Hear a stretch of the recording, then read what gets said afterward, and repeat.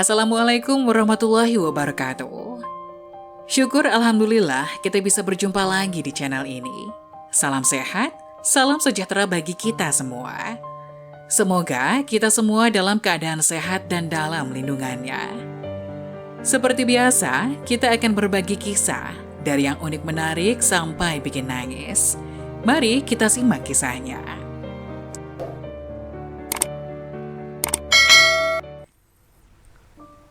7 kesalahan berdoa yang harus dihindari setiap muslim.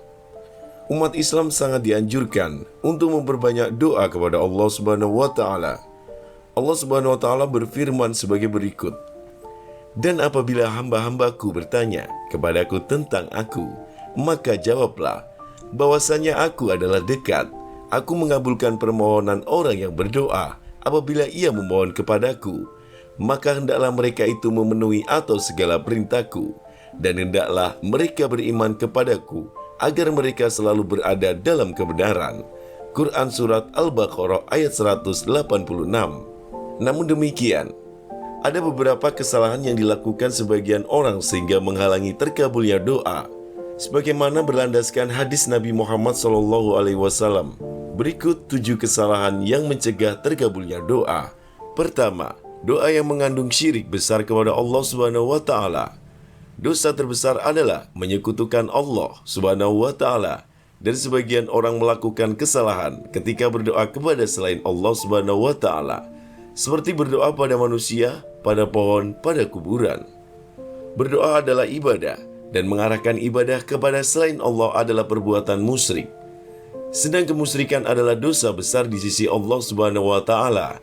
Sebagaimana diriwayatkan dalam sebuah hadis dari Ibnu Mas'ud radhiyallahu an, beliau berkata, saya pernah bertanya kepada Rasulullah SAW, dosa apa yang paling besar?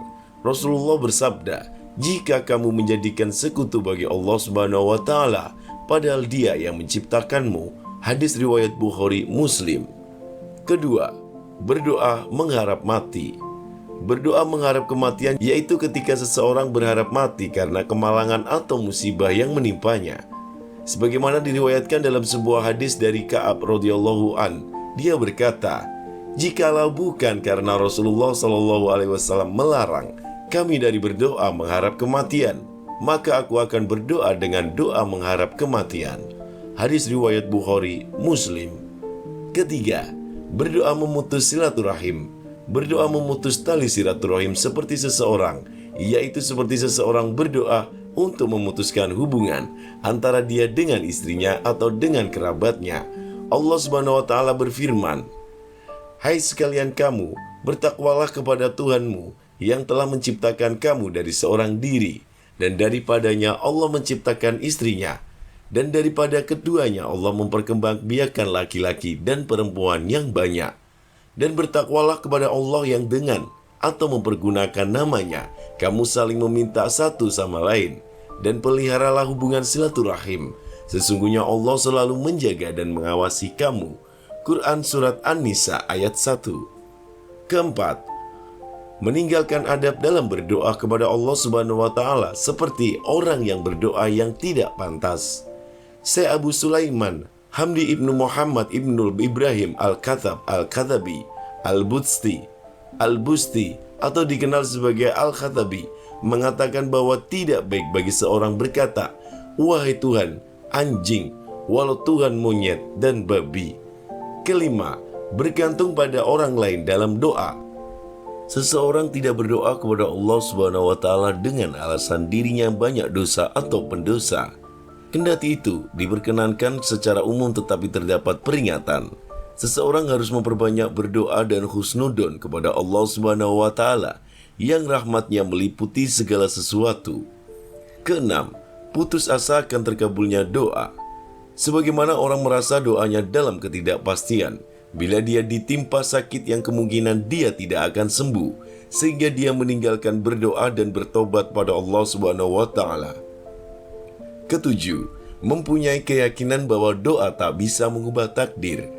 Nabi Muhammad SAW bersabda, lindungilah kami dari keburukan apa yang telah engkau tetapkan. Sesungguhnya engkau yang memutuskan dan tidak ada yang dapat mengubah keputusanmu. Dan Imam Bukhari dalam bab orang-orang yang berlindung pada Allah dari kesesaraan dan qadha yang buruk, Allah Subhanahu wa taala berfirman, "Katakanlah, aku berlindung kepada Tuhan yang menguasai subuh atau fajar dari kejahatan makhluk yang Dia ciptakan." Kemudian Rasulullah SAW mengatakan, "Mintalah perlindungan kepada Allah dari musibah yang begitu berat dirasakan, kesengsaraan, dan keputusan yang buruk dan kegembiraan musuh atas keburukan yang menimpa kita." Semoga penjelasan tadi dapat memberikan hikmah dan bermanfaat untuk penonton semuanya. Jangan lupa like, subscribe channel ini agar tidak ketinggalan info-info bermanfaat lainnya. Sekian dari kami, terima kasih. Assalamualaikum warahmatullahi wabarakatuh.